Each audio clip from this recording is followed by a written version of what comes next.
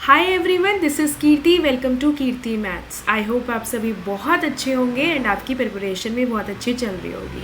So guys, हमारी mains DI series चल रही है। आज आपकी डीआई नंबर 6 डिस्कस होने जा रही है और आज की डीआई आपकी मेमोरी बेस्ड है, नंबर सिस्टम एंड एल्जेब्रा पे बेस्ड। पीओ मेंस में आई हुई आपकी डीआई है।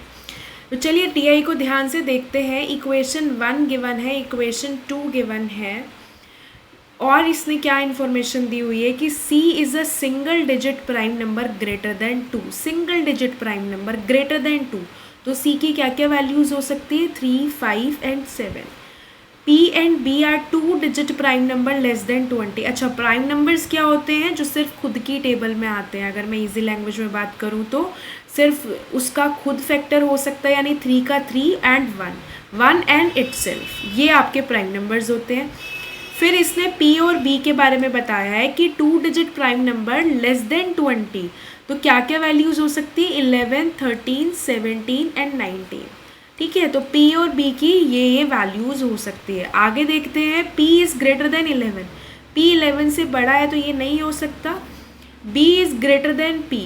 B जो है P से बड़ा है, P से बड़ा है।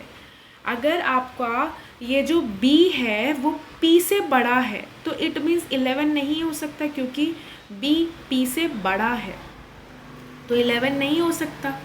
ठीक है, आगे देखते हैं। Smaller roots of both equations are same. जो दोनों इक्वेशन है इनके जो स्मॉलर रूट्स हैं वो सेम बता रखे। कोई भी रूट इरेशनल नहीं है। देखो, जब भी आप क्वाड्रेटिक इक्वेशन के रूट्स निकालते हो तो -b plus minus b square minus 4ac upon 2a ये होता है। ये आपका, इसको डिस्क्रिमिनेंट बोला जाता है जब कह रहा है कि कोई भी रूट इरेशनल नहीं होना चाहिए। इट मीन्स ये जो बी स्क्वायर माइनस 4ac है ग्रेटर देन 0 होना चाहिए। इसका मतलब ये आगे देखेंगे, अभी ध्यान इस पे दीजिए। 3c is greater than b। एक इसने ये बोल रखा है कि 3c जो है वो ग्रेटर देन b है। 3c greater than b। अच्छा, अगर मैं ये करती हूँ और हमें क्या क्या इन्फॉर्मेशन गिवन है इस पे ध्यान देंगे। ये नहीं हो सकता। P इज़ ग्रेटर देन 11 नहीं हो सकता। B is greater than P।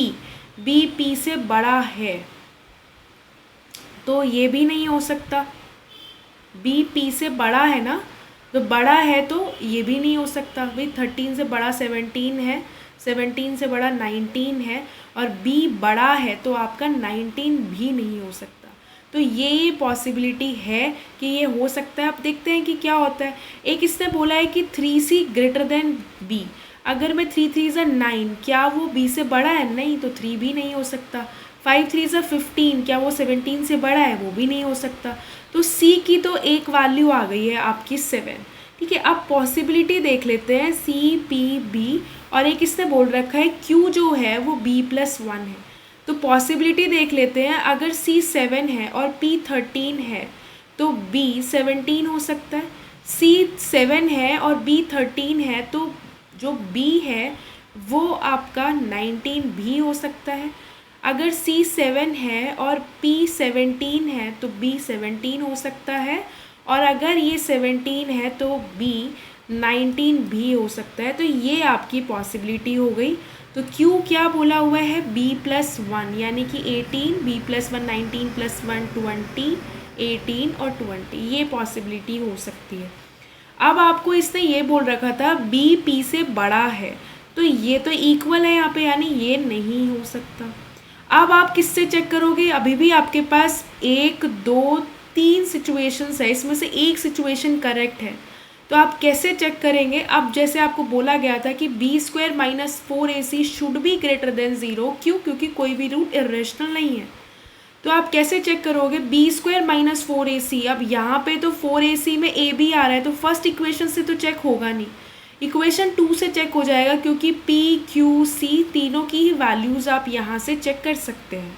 ठीक है, तो मैं अब ये फर्स्ट को चेक कर रही हूँ। बी स्क्वायर माइनस 4ac, इसका b क्या है? q, यानी q स्क्वायर माइनस 4a क्या है यहाँ पे? p, और c क्या है यहाँ पे? c। ये ग्रेटर देन 0 होना चाहिए। चेक करें, चेक करते हैं पहले को चेक करो, पहली सिचुएशन को चेक करो। q क्या है? 18, 18 स्क्वायर इज 324 -4PC, C कितना है 7। आप जब इसे चेक करेंगे तो ये नेगेटिव आ रहा है यानी लेस देन 0, ये कैंसिल आउट हो जाएगा। अब सेकेंड को चेक करेंगे, सेकेंड क्या है क्यू स्क्वायर यानी कि 400 माइनस 4A, मतलब P क्या है आपका 13 और C क्या है आपका 7। तो जब आपने इसको चेक किया तो ये ग्रेटर देन 0 आ रहा है यानी ये आपका सेटिस्फाई कर रहा है। थर्ड को और चेक कर लीजिए, क्यू स्क्वायर यानी कि 400 माइनस 4PC यानी कि 17 इंटू 7, ये भी आप चेक करेंगे तो ये नेगेटिव आएगा यानी कि ये भी पॉसिबल नहीं है। तो हमारा पॉसिबल केस कौन सा हो गया, ये यानी C की वैल्यू 7, P की 13, B की 19, Q की 20। अब आप कोई भी क्वेश्चन आपसे पूछा हो, मान लीजिए अभी तो मैं सिर्फ 2 सवाल लेकर आई हूँ इस पर, अब अगर आपकी DI सॉल्व हो गई है तो कोई भी क्वेश्चन पूछा जा सकता है and you can answer easily. ठीक है जी। अब आपको A की वैल्यू निकालनी है, अब आप इजीली कर सकते हो। यहाँ क्या है, इसने देखो क्या बोला है, अब ये PY स्क्वायर QY, अब मैं सेकेंड इक्वेशन को देखो, P की value 13 Y square plus Q कितना है आपका 20Y प्लस C कितना है आपका 7 इज इक्वल्स टू 0। तो अब इसके रूट्स के क्वाड्रेटिक इक्वेशन का शॉर्टकट आपको पता है, माइनस माइनस, यहाँ पे क्या आ जाएगा 13 और 7 ही रूट्स बन रहे हैं यानी कि कितना आ जाएगा 13 और 7, बट डिवाइडेड बाय आप ये करना मत भूलिएगा, डिवाइड बाय 13। तो ये कितना आ गया -1। इसने एक चीज़ ये बोली थी कि smallest roots of both the equations are same, यानी कि -1 इसका भी रूट है और इसका भी रूट है। अगर -1 रूट है तो वो इस इक्वेशन को सेटिस्फाई करेगा। तो ये क्या आ जाएगा, A minus b plus C is equals to 0। B की वैल्यू आपको पता है, B की वैल्यू कितनी है आपके 19 है और C की वैल्यू 7 है। तो यहाँ से A की वैल्यू आपकी कितनी आ जाएगी दोस्तों, A की वैल्यू आ गई 12। A की वैल्यू ही पूछी थी, आपकी वैल्यू आ गई 12। नेक्स्ट क्वेश्चन देख लेते हैं, find the value of P into 2Q। अब सब मैंने वही बोला कि क्वेश्चन कुछ भी हो अब आप इजीली फाइंड आउट कर सकते हो। एक बार DI सॉल्व हो गई तो you can answer every questions easily. So P कितना है आपका 13 इंटू 2Q, Q कितना है 20 है ना, तो 2Q है ना, तो ये क्या हो जाएगा आपका 26 इंटू 2 52, 520 आपका आंसर आ जाएगा।